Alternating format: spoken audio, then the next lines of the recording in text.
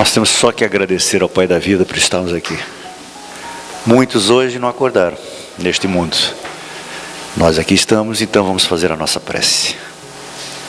Essa prece que deve vir do fundo da alma e que nós dizemos: Pai da vida, nós te agradecemos, só temos que te agradecer a tua misericórdia divina e nos oportunizar o retorno a este planeta, para que, juntamente com todos aqueles que conosco convivem, possamos nos entender, possamos perdoar, possamos reparar os males de outrora, e igualmente fortalecer os amores, porque sabemos, Senhor, que todos nós fazemos parte de um processo de evolução. Nós te agradecemos a vinda do Mestre Jesus, que vem nos ensinar como amar.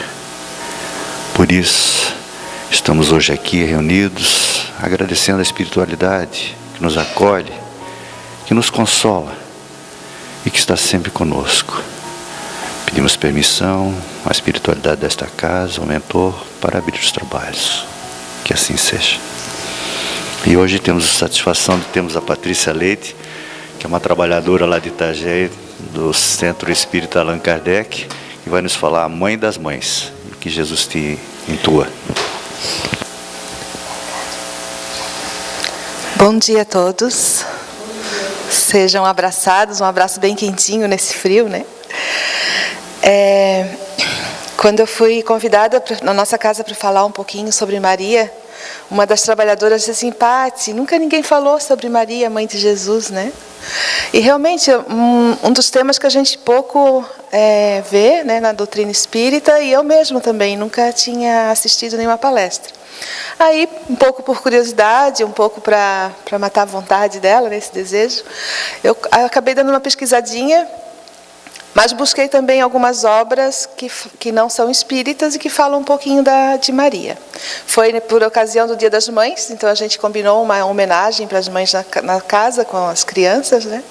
E aí a gente trabalhou esse tema. Aí quando a Adriana nos convidou para vir aqui, eu disse: olha, eu acabei de fazer esse. Não pode ser esse mesmo, domingo, né, de manhã. Mas é bem interessante, Augusto Cury, eu acho que todo mundo já ouviu falar, né, um grande trabalhador da área da educação, mas na área da psicologia, da psiquiatria. E aí ele escreveu esse livro, Maria, a maior educadora da história. Então ele deixa claro que não é uma obra teológica, nem religiosa, ele nem entra, né, nessa questão, porque ele diz que é uma questão de fé realmente, né? Os dados históricos que se tem de Maria estão na Bíblia, né? Tanto é que ela é exaltada em 2 grandes livros da humanidade, na Bíblia Sagrada e também no Alcorão. E aí ele deixa claro na sua obra que ele faz uma análise psicológica da educação que Maria deu para Jesus. Então ele inicia a obra justamente dizendo isso: se para nós, né, simples mortais, mães ainda em processo de evolução, é tão complicado educar os nossos filhos, a gente imagina a tarefa que foi para Maria para educar aquele que seria o divisor, né, que dividiria a história da humanidade em antes e depois dele. E aí ele começa dizendo que Jesus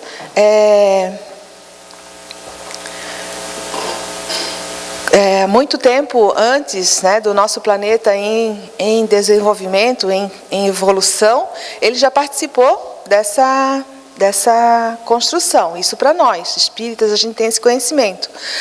Para Augusto Cury, ele não chega, né, nesse conhecimento, mas ele realmente considera Jesus um dos maiores, o maior, né, ser que já pisou na Terra. Então ele começa dizendo justamente isso, que para um ser com essa missão de educar, né, um homem desta envergadura, teria que haver todo um preparo anterior. E aí ele diz: não foi consultado os grandes sábios da época, né, as pessoas mais cultas, os fariseus, que tinham todo o conhecimento, tinham toda a capacidade de de ser familiar daquele homem. E foi escolhido justamente entre todas aquelas mulheres uma mulher mais simples, né? Não de pouca riqueza financeira, mas por que será, né, que foi escolhida Maria? E aí, para nós espíritas, é fácil responder essa pergunta, né, que a gente já vai responder. E para ele diz que era preciso que a humildade, né, a humildade com que Maria receberia aquele ser, toda aquela sua delicadeza de mãe, fora necessário para que pudesse trazer aquele espírito de alta envergadura naquela situação.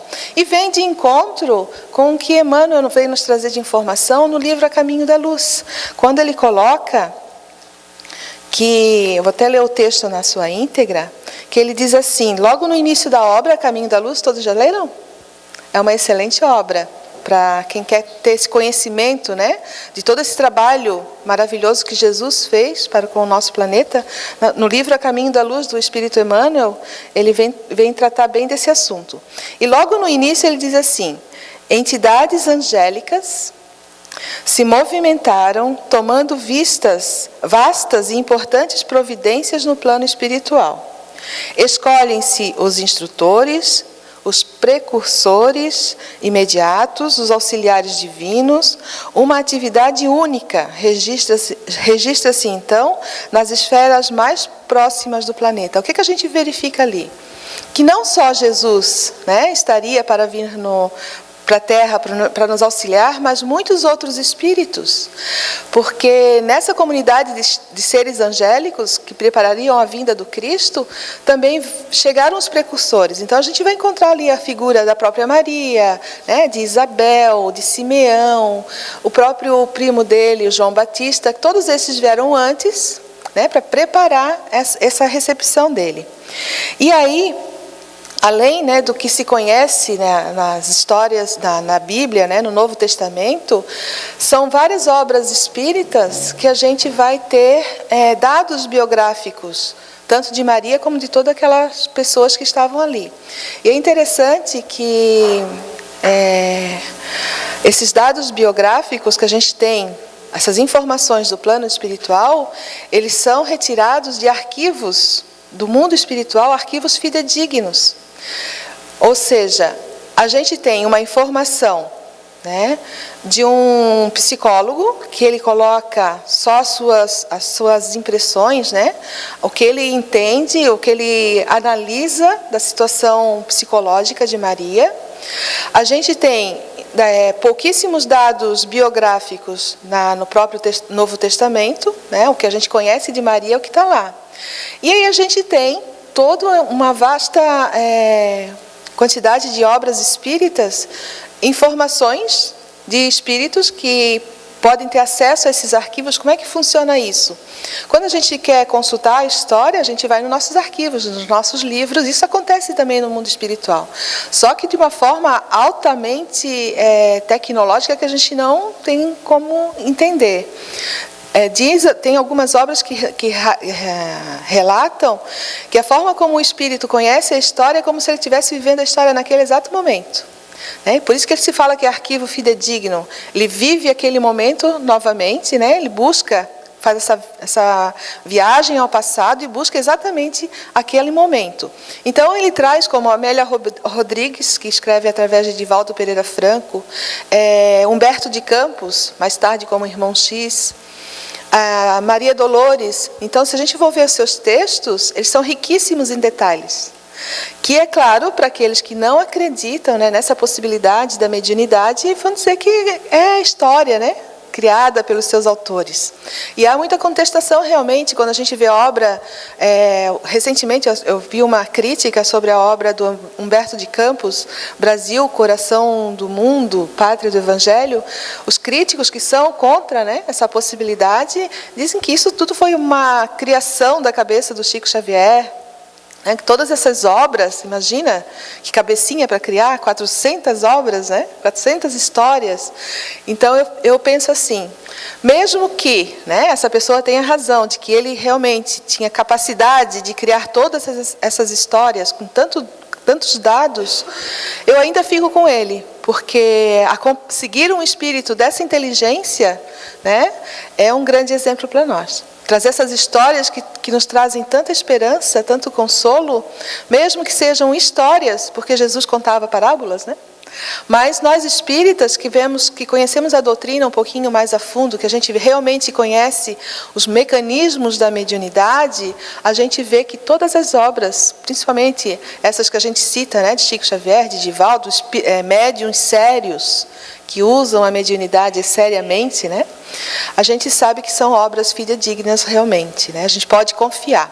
Então todas essas informações que a gente traz hoje são baseadas nessas obras.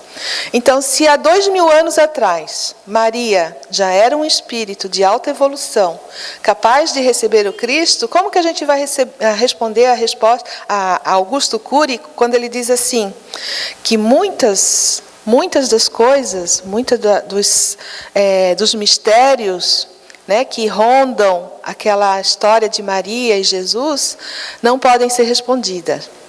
Será? E aí que a gente vai fazer a nossa reflexão de hoje, porque muitas podem sim ser respondidas.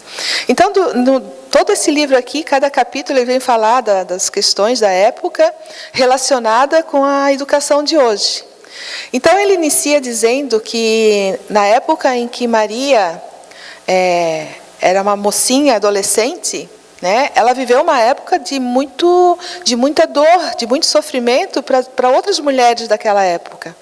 Então, quando a gente vê ali aquela passagem do Evangelho, né, da Bíblia, Jesus socorrendo aquela prostituta, que seria apedrejada, né, porque foi pega em adultério, a gente só foca naquela cena, né? A gente imagina, ele salvou aquela mulher. Mas na época que Maria era mocinha, isso era muito comum. Todas as mulheres que eram pegas em adultério, né, elas iam mesmo para a praça, levadas arrastadas para as praças públicas e eram apedrejadas até a morte. Então Maria viveu aquilo, né? Ela sabia constantemente daquilo ali. Então as moças da época, elas viviam apreensivas, né, com aquele sofrimento, que não podiam fazer nada para salvar aquelas outras mulheres. Então aquela cena ali é muito marcante para nós no Evangelho. Mas Maria vivia nessa época, por volta dos seus 14 anos, que é mais ou menos a época em que ela já estaria noiva, né? Praticamente noiva de José. E aí o que acontece? Ela recebe, né, como está lá nos textos bíblicos, a visita de um anjo que dizia para ela que ela ficaria grávida antes mesmo de se casar, né? E como que ela chegaria na sociedade e fala isso? Olha só, por esse ponto aí, a gente vê que não é qualquer espírito que aceitaria algo desse tipo, né? A coragem desta mulher. Então, Augusto Cury foca nisso, nessa coragem que ela teve para assumir. Então, ele tem a informação, né, de que ela recebeu, ele fala assim, supostamente um anjo, né? Porque o cientista, ele trabalha muito com a suposição, com a hipótese, né? Graças a Deus, muitos cientistas já falam da hipótese de Deus. Então, ele, nessa suposição de que esse anjo realmente faria essa proposta para ela, dela engravidar, né, do Filho de Deus, sem ter o contato sexual com seu esposo, o que daria a entender? Né? Que ela teria, quando ela chegasse na sociedade e falasse esse tipo de coisa, que ela teria, né, tido um caso, uma relação com outro homem que não seria o seu esposo. E isso, para aquela época, era como se pegasse a pessoa em adultério. Né? Então, ele começa essa história dizendo dessa parte, da coragem desta mulher. Mas a gente vai se aprofundar na questão espiritual dela mesmo, que é para nós o que é de mais importante, porque se o próprio Allan Kardec, no Evangelho segundo o Espiritismo, tirou essa parte dos fenômenos, né, dos prodígios que estão lá no Novo Testamento e ficou apenas com a questão moral dos ensinamentos do Cristo, não somos nós que vamos adentrar nessas questões. Porque a gente vê, ele mesmo cita aqui nessa obra, sobre a questão da virgindade de Maria, né, que é uma curiosidade muito grande. Tanto é que entre todos os religiosos do mundo, inclusive os cristãos, os católicos exaltam a imagem de Maria, né?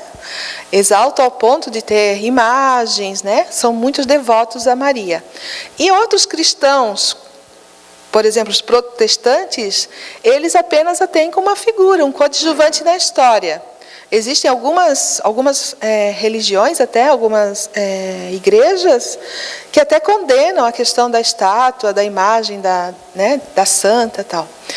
Então, esses fatores, né, essas situações são muito polêmicas e isso causa atrito entre os irmãos de uma mesma crença, infelizmente. E aí por isso que ele não entra nessa questão religiosa, né, porque isso causa muita polêmica. Mas com relação a questão da virgindade de Maria, é um assunto que ele trata um pouquinho, que ele diz assim, nos dias de hoje, é muito comum a inseminação artificial, né? É muito comum a clonagem. Então, o que seria para Deus, por exemplo, engravidar uma pessoa que não seja pelas vias normais, né, do ato sexual? Então, ele, na sua visão psicológica, nada espírita, ele chega a essa conclusão. Então, mas ele não entra nesse assunto porque isso é uma questão para ser debatida no futuro, quando a ciência tiver condições de nos revelar essas coisas. Da mesma forma, a gente vai encontrar lá na Revista Espírita um ensaio de Allan Kardec sobre a questão dos anjos decaídos. Eu não sei se vocês conhecem esse trecho, quando ele faz uma analogia, por exemplo, de uma grande embarcação, né, de homens cultos que aporta numa terra selvagem, né, uma terra que nunca foi cultivada, que nunca foi encontrada, e lá tem alguns selvagens. Quando esses selvagens vislumbram esses homens cultos chegando, para eles são como anjos decaídos. Então ele analisa essa questão da Imaculada Conceição dessa mesma forma. E vem depois confirmar em outras obras de que a virgindade de Maria, e Eliseu Rigonati fala isso no Evangelho dos Humildes, que um espírito virginal, quando vem para o nosso planeta, é a primeira vez que ele encarna aqui. Então ele não traz as máculas, né, os problemas, as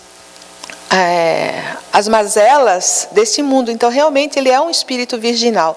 Talvez a compreensão dessa questão da Imaculada Conceição, de Virgem Maria, também citada por Allan Kardec, seja explicada dessa forma, de que realmente para a Terra ela era um espírito virginal, sem as máculas, né? Sem o pecado que deriva de todas as nossas mazelas aqui do mundo da Terra. Então, dessa forma, a gente compreende o que significava, né, o que Mateus, quando colocou em seu evangelho, de que a Virgem, né, receberia em seu ventre aquele que seria o Salvador do mundo, né? E aí a gente vai encontrar numa outra obra. Então, vou citar só 3 obras aqui, da doutrina espírita, 4 obras. 4 obras. Que vão falar um pouquinho, que vão nos trazer um pouquinho de informações biográficas de Maria e também da sua condição moral. Uma outra obra que fala um pouquinho dela é Paulo Estevão. Em Paulo Estevão, a gente sabe que Paulo não conheceu fisicamente, né, pessoalmente Jesus, só conheceu ele em espírito. E quando ele visita Éfeso, a João já está em Éfeso, já tinha passado alguns anos da morte do Cristo, e João está em Éfeso tentando formar a igreja cristã. E acontecem muitos problemas, né? E como sabem que Paulo está dirigindo todo esse trabalho, ele insistentemente chama Paulo para visitá-lo em Éfeso. E é lá que Paulo vai e conhece Maria, porque ela já está morando com João lá, né? Então, ele tem essa oportunidade de conhecer a mãe de Jesus. E ele fica maravilhado, assim, né? Ter essa oportunidade de poder ouvir dele as histórias de como foi a infância de Jesus e tal. Mas as suas viagens eram muito rápidas, ele estava o tempo todo, né, em constante atividade. E aí ele disse que numa próxima oportunidade que voltasse, ele queria realmente registrar tudo sobre a vida de Jesus para deixar para a posteridade. Mas acontece que durante as viagens de Paulo, muitas coisas aconteceram, inclusive ele foi preso várias vezes. Mas aí ele pede para Lucas fazer isso, né? né? Que quando Lucas tivesse a oportunidade de se encontrar com Maria, que ele pudesse sim registrar todos os detalhes da história, né? Desde o nascimento de Jesus, a sua infância, depois a vida adulta. Por isso que a gente vai encontrar no Evangelho de Lucas detalhes maiores detalhes sobre a história de Jesus é no Evangelho de Lucas, porque ele teve esse contato direto com a mãe. É porque a gente sabe quanto tempo depois foi escrito o Evangelho, né? E quanto tempo depois foi publicado tudo isso. E muito antes de se escrever, as histórias, né, as notícias eram contadas de boca em boca, né? Não existia um registro. Então, embora sejam tudo informações reais, né? Muita coisa a gente sabe que é contado de boca em boca, a história sai daqui de um jeito e chega lá de outro. Mas se tem relatos de que tudo que está nos textos sagrados, realmente eles são verídicos, né? Claro que a interpretação que foi se dando ao longo dos anos, muita coisa ficou obscura. A gente vai ver, por exemplo, informações da criação do mundo em 7 dias. Hoje a gente sabe que isso é uma analogia, né? Porque aqueles 7 dias da criação seria impossível diante do que a ciência já nos mostra. Na verdade, os 7 dias representam 7 eras geológicas. E assim para todos os outros fatores que a gente vai encontrar no texto sagrado, mas que realmente eles fazem sentido com o que a ciência nos auxilia hoje. Então, em Paulo Estevão, a gente tem essa informação e ele diz assim: quando ele visitou a Maria, mãe de Jesus, na sua casinha singela, que dava para o mar, impressionou-se fortemente com a humildade daquela criatura simples e amorosa, que mais se assemelhava a um anjo vestido de mulher. Paulo de Tarso interessou-se pelas suas narrativas cariciosas a respeito da noite do nascimento do Cristo. Gravou no íntimo as suas impressões e prometeu voltar, na primeira oportunidade, a fim de recolher os dados indispensáveis ao Evangelho que pretendia escrever para os cristãos do futuro. E Maria colocou-se à sua disposição com grande alegria. Então, nessa obra, Emmanuel vem afirmar justamente a necessidade da humildade. Então, quando Augusto Cury pergunta por que não escolheram os grandes homens da época, né? Os mais cultos, os mais nobres, para poder receber aquele que seria o grande rei. Por que ele não consegue encontrar essa resposta?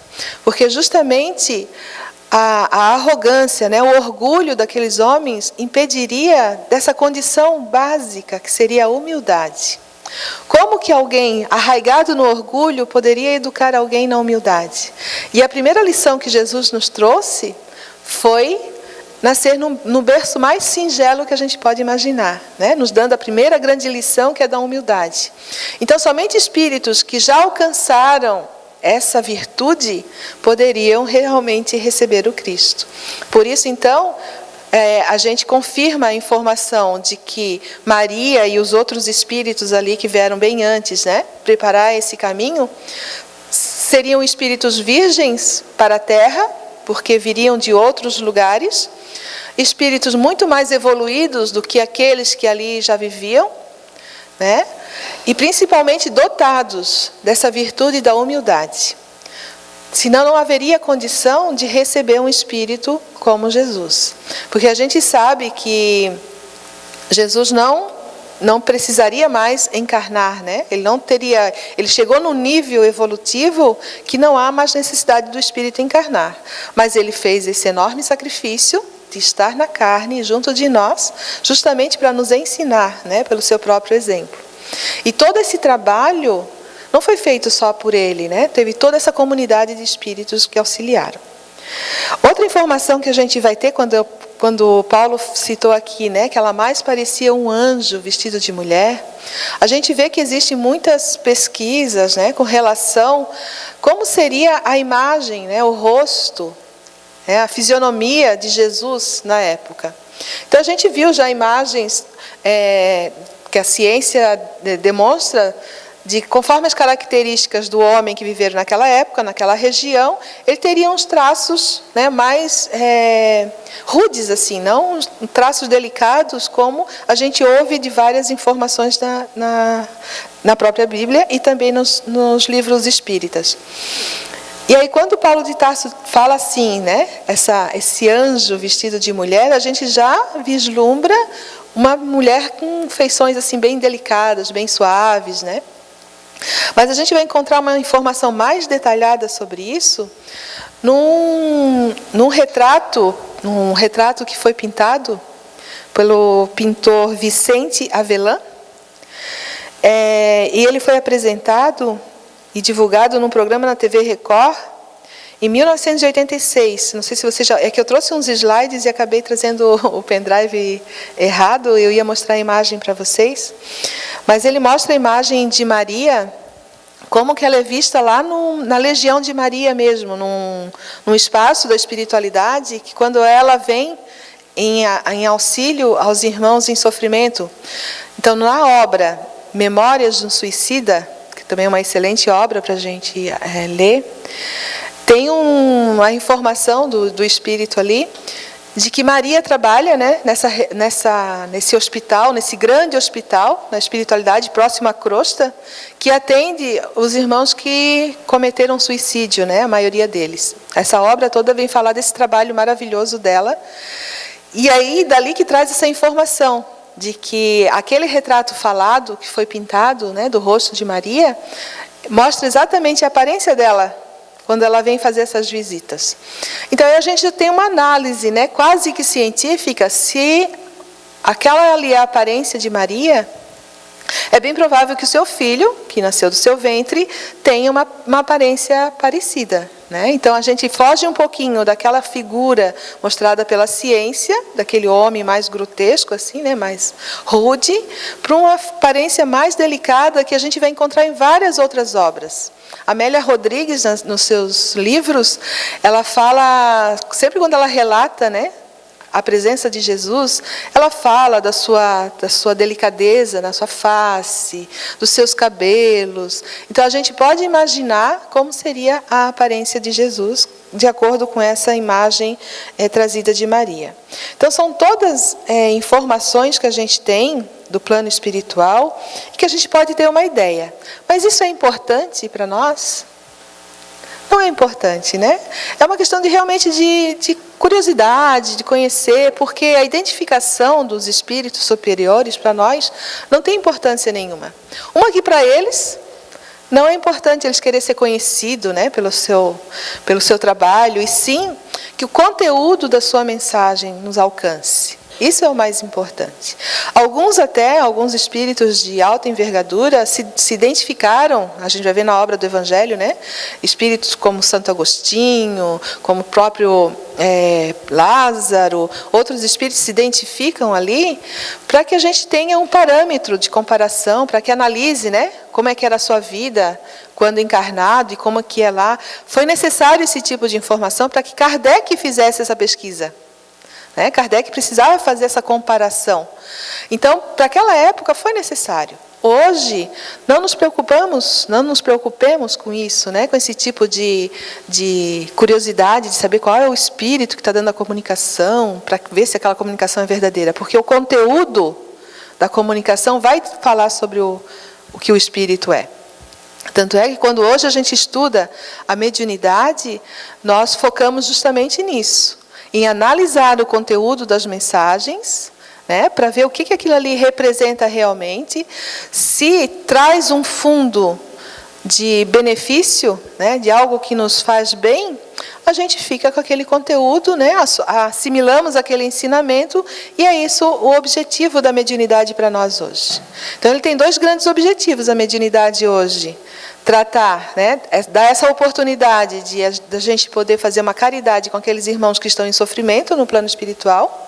Essa é uma oportunidade ímpar para quem trabalha com a mediunidade. E um outro objetivo é a nossa própria educação. Então, por isso que hoje a gente procura, antes de adentrar uma reunião mediúnica, conhecer primeiro, estudar primeiro. Então não estranhe, né, quem está chegando pela primeira vez na casa, ou quem está começando a estudar o Espiritismo, de que para entrar numa reunião mediúnica, muitas vezes necessita passar por um grupo de estudo durante 2 anos.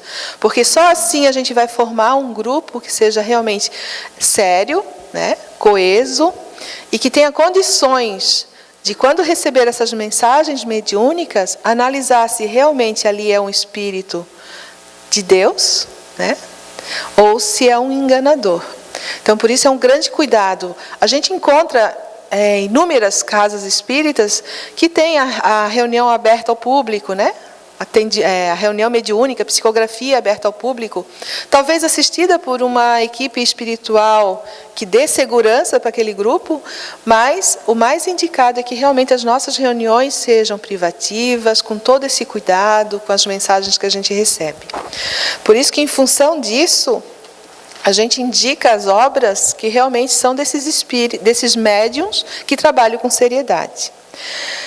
Nesse livro ainda, Memórias de um Suicida, a gente vai ver uma apresentação de um instrutor que iria trabalhar num grupo de jovens que estaria naquela condição ali, né, de espíritos sofredores que desencarnaram pelo suicídio.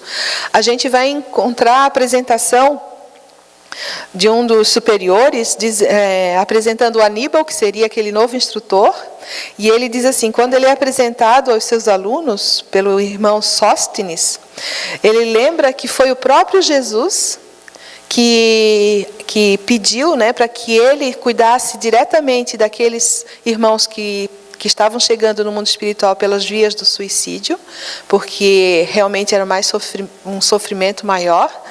E aí ali ele cita, por que Maria estava trabalhando? Porque ele mesmo solicitou que a mãe dele pudesse acolher esses irmãos, porque só o amor maternal é que seria capaz, né, de ter condições para auxiliar os irmãos nessa situação. Então, quando a gente traz essa informação, né, num dia que a gente faz a homenagem às mães, é um grande consolo, porque Jesus comparou o amor de mãe ao amor de Deus, que é o único capaz de poder acolher, né, aqueles irmãos em sofrimento, porque até pouco tempo atrás, as pessoas que cometiam suicídio, elas eram rejeitadas pela própria igreja, né? E a gente fica imaginando esse trabalho de Maria, recebendo esses irmãos lá no mundo espiritual, que não são poucos, né? Hoje ainda parece que a informação vem tão rápida, que dá a impressão que hoje o suicídio ele ganhou um volume tão grande que parece que a gente não vai dar conta. Mas isso é de toda a época. Uma das coisas que a gente analisa com relação ao suicídio é que nenhum deles queria cometer o suicídio, né? Às vezes tem aquela ameaça, tem aquela coisa, mas todos nós, quando encarnamos, nós encarnamos com o desejo de sermos felizes, de fazer melhor. Essa é a nossa proposta. Mas muitos de nós não encontram forças para vencer os problemas, as dificuldades, e acabamos desistindo da vida por esse caminho tão triste. É condenável, a gente não deveria usar esse termo, né? Porque Deus não condena nenhum dos seus filhos, mas é como se a gente estivesse rejeitando o maior presente que a gente recebe. Não, eu não quero mais viver. Então, como que a gente receberia um filho desse, né, que desiste da vida? É com todo o amor do mundo, né? Eles só acabam ficando muito tempo em sofrimento porque eles mesmos não conseguem enxergar a ajuda que vem do alto. Maria Dolores, numa das suas mais belas obras, ela diz que assim que Jesus, são dois poemas maravilhosos. Assim que Jesus partiu, né, morreu ali na cruz, a primeira coisa que ele foi fazer foi socorrer Judas, que tinha acabado de cometer o suicídio. E aí ele narra nesse poema que Judas estava tão louco, tão perdido, que ele nem reconheceu o próprio Jesus. Mais tarde, anos mais tarde, quando Maria desencarna, ela também, a primeira coisa que ela vai fazer no mundo espiritual é procurar por Judas, que ainda ele estava esses anos todos em sofrimento lá. E é o que a gente vai depois encerrar. Eu vou ler uns trechos desse poema. Então, por essas obras, a gente tem todas essas informações, né, biográficas e sobre a condição moral de Maria, sua humildade, a sua vida.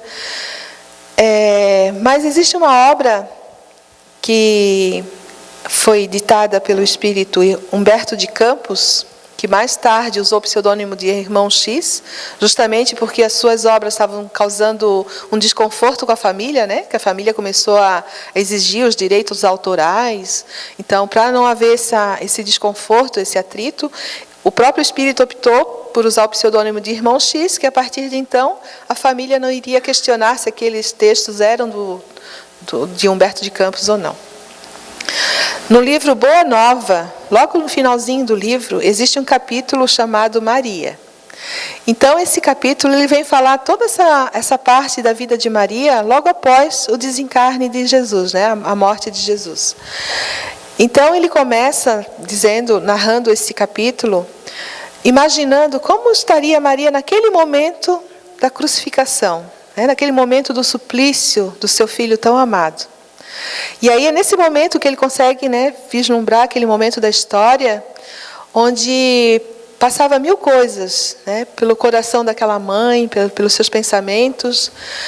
E como qualquer uma de nós, né, mães, até os pais de hoje que já foram mães ontem, né, que a gente sabe que o espírito precisa passar por todas as experiências, no sexo masculino, no sexo feminino, né? Ser mães, ser pais, para que a gente aprenda tenha todas as oportunidades, né? Tenha o conhecimento.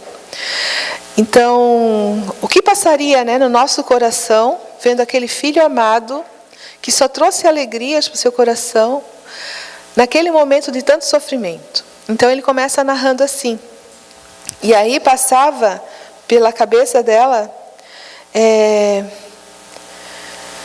ela se deixava ir na corrente infinda das lembranças.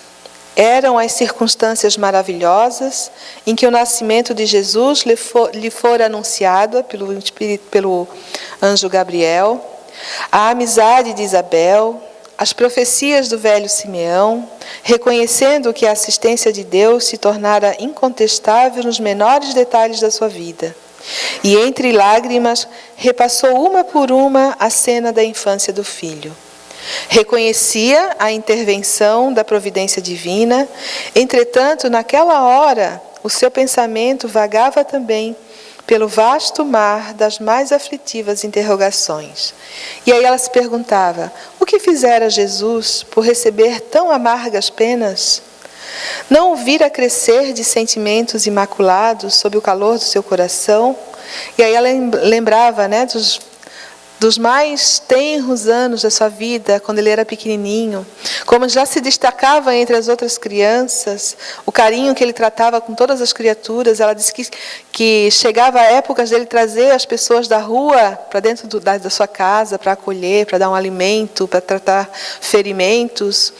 Chegou até o ponto de trazer malfeitores, que ele tratava aquelas pessoas como irmãos realmente. E quando ela via aquelas ali, ela já imaginava, né, que no futuro aquilo ali ia causar uma grande apreensão para ela. Então ela já, desde sempre, ela já sabia tudo que estaria vindo pela frente. Porque esses espíritos, assim como Jesus, já sabiam o que poderia acontecer. Porque os homens daquela época eram muito preocupados com as questões materiais. E por essas questões materiais, eles eram capazes de tudo. Então ele já compreendia tudo o que poderia acontecer com eles se ele continuasse agindo daquela forma, né? E nós hoje, nós mães, né? O maior sofrimento para uma mãe realmente é a perda de um filho. Imagina uma mãe que tem um filho assassinado. Mas quando Chico Xavier vem nos dizer que a pior dor não é aquele, né, daquele que morre, e sim daquele que cometeu o assassinato, né? Deve ser algo muito, muito triste para uma mãe ver um filho numa prisão, né? Ver um filho ser condenado por um crime, deve ser uma dor muito grande. E aí, até uma imagenzinha que eu trouxe aqui, que diz assim, que a pior coisa, né, a maior dor para uma mãe, ela não poder evitar o sofrimento do filho. Ela não ter forças para evitar que aquilo aconteça.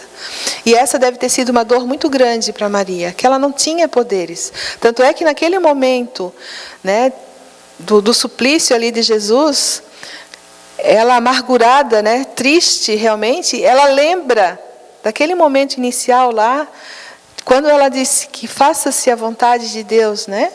Faça-se a vontade de Deus, porque ela já sabia tudo aquele sofrimento que o filho ia passar, mas ela aceitou. Porque a gente lembra aquela passagem da transformação da água em vinho, que foi a primeira aparição em público, né? O primeiro ato que Jesus começaria a ser conhecido. Ela sabia que naquele exato momento daria início a essa grande revolução que Jesus causaria. Então ali ela poderia impedir, né? Ela poderia trazer Jesus para si, não deixar ele aparecer para a sociedade. Ela poderia proteger.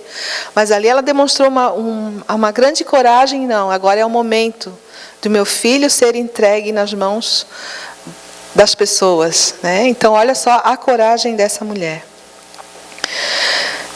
E aí, naquele momento de tristeza, a gente vai recordar também quando Jesus observa, né, naquele momento de dor dela, e de todos os seus seguidores, dos seus apóstolos, o único que não fugiu com medo, né, não se acovardou, foi João. Então é aquele momento sublime em que ele olha para João e para Maria e faz com que os dois se comprometam, né, como mãe e filho, a continuar naquela jornada. Então ele diz: João, eis aí a tua mãe, Maria, eis aí o teu filho. Representando ali essa transferência, né, da maternidade de Maria para todos os seus filhos na terra. Então ali marca esse momento da história para nós, por isso que mais tarde, logo após a morte de Jesus, Maria vai para a casa de alguns parentes, numa cidade chamada Bateia, uma coisa assim. Fica por ali alguns dias.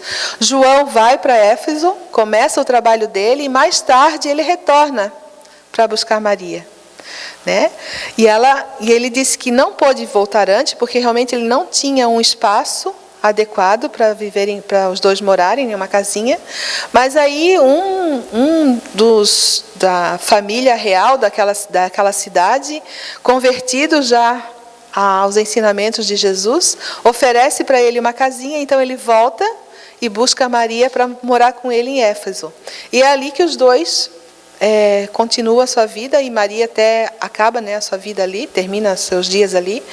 Mas foram anos de muita dedicação. Enquanto João estava na cidade, porque era uma casinha no alto de um morro assim, perto do mar, bem distante da cidade, e João fica então na cidade, né, fazendo as suas pregações, e Maria acaba ficando em casa atendendo todas as pessoas que ali vão.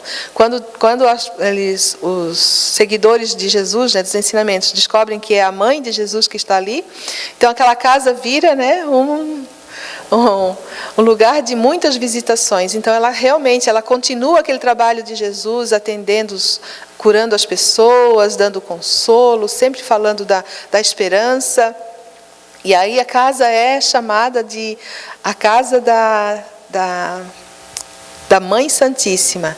Isso acontece quando ela atende um leproso, né? E aí ele reconhece na sua grandeza e diz: como ela é a mãe do Cristo, seria então a mãe deles, né? A mãe de todos ali. Então aquela casinha hoje conhecida, é um ponto turístico lá. Ela é conhecida como a casa da Mãe Santíssima. E aí, só que ela se esquivava, né, de todos esses elogios dos próprios apóstolos, mas ela se sentia feliz por eles considerarem ela como mãe, e ela tratava todos como filho mesmo.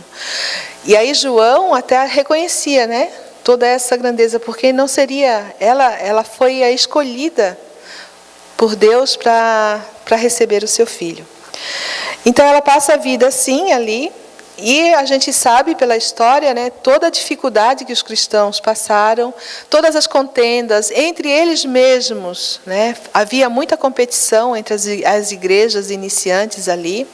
E Maria o tempo todo, né, tentava conciliar, fazia as suas orações, as suas meditações.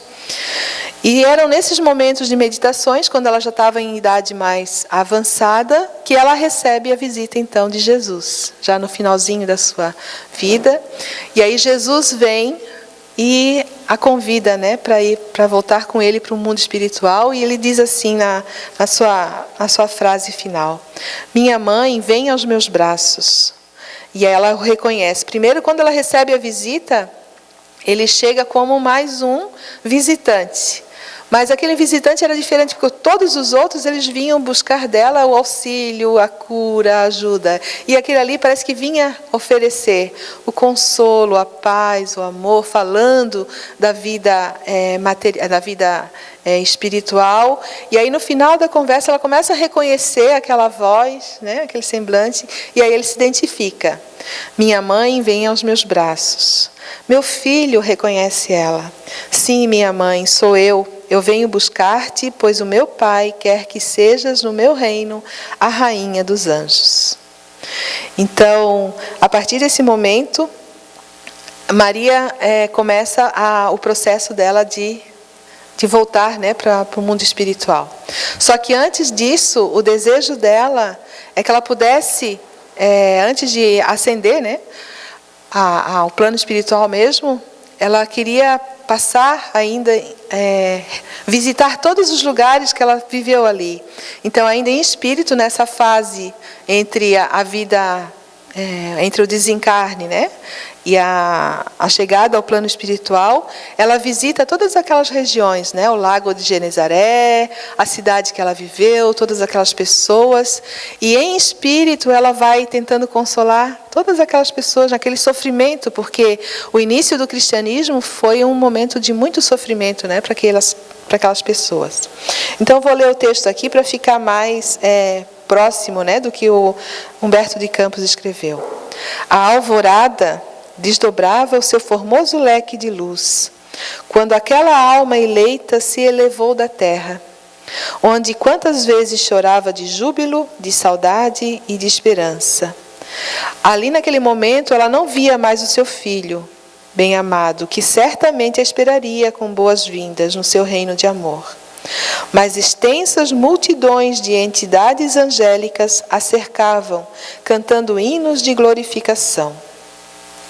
Desejou rever a Galileia com os seus sítios preferidos. Bastou a manifestação de sua vontade para que a conduzisse à região do lago de Genezaré, de maravilhosa beleza. Se aproximou de um a um, participou das suas angústias e com as suas preces cheias de sofrimento e confiança. Sentiu-se então mãe daquela assembleia de torturados pela injustiça do mundo. E foi no momento que ela visitou uma das cristãs ali que estava encarcerada, já com desejo de desistir da vida. Ela diz: canta, minha filha, né? Que naquele momento de sofrimento, canta, minha filha, tenhamos bom ânimo, convertamos as nossas dores da terra em alegrias para o céu. E assim Maria conclui a sua vida na terra, essa sua missão, nos deixando esse grande legado. E aí nessa obra que eu citei de Maria Dolores, quando ela vai atender Judas passou todos esses anos após a morte do Cristo ali, o seu desencarne pelo suicídio, até esse momento em que Maria vai encontrá-lo, passou nos umbrais, né, na região umbralina, em grande sofrimento. E quando Maria se aproxima dele e diz: meu filho, eu vim te socorrer, ele rejeita totalmente, porque a própria mãe dele não teve condições de socorrê-lo. Quando ela viu quando ela estava na espiritualidade e ele chegou naquelas condições, ela ficou com muito medo e não conseguiu atendê-lo. Então ele guardou aquela tristeza de que nem mãe o socorria. Mas quando ela se apresentou e disse assim: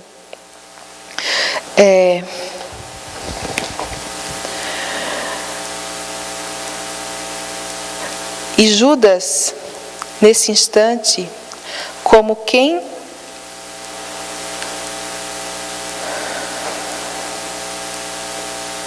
vai dar para ler. Naquele momento em que Judas estava desesperado, triste, amargurado, sem esperança, e que Maria se apresenta para ele, dizendo que era a mãe de Jesus e que vinha socorrê-lo, e ele acaba a reconhecendo, ali naquele momento, ele inicia o seu processo de regeneração. Para Judas, bastou aquele contato com aquela mãe, com aquele amor, para que ele tivesse essa esperança de recomeçar. Essa lição de que Maria nos deixa, de que o próprio Jesus nos deixa, de que não há nenhum de nós, que não vai ser atendido na espiritualidade, é que nos dá essa esperança. De que a vida, essa oportunidade do recomeçar, pode demorar, como demorou para ele, como está demorando para muitos outros irmãos, mas essa esperança do recomeçar, dessa bondade de Deus para com todos nós, é que deve nos alimentar. Então, por isso que biografia, dados históricos, nada disso tem importância diante dessa esperança que só a doutrina espírita nos proporciona. Esse consolo de saber que realmente a vida continua, que a gente tem uma nova oportunidade. Então, nesse momento em que Maria abraça Judas e realmente cumpre aquele pedido do próprio Jesus, de atender todos esses irmãos que deixam a vida pelo suicídio, é que deve calar fundo no nosso coração. No momento que a gente ouve uma notícia de que alguém cometeu o suicídio, que pensemos nisso, que lá no lado de lá, pelo menos Maria vai estar lá recebendo, para amparar esses nossos irmãos. Então que fica com a gente essa grande mensagem de que essa mãe das mães nos ampara e nos consola a todo momento. Muito obrigada.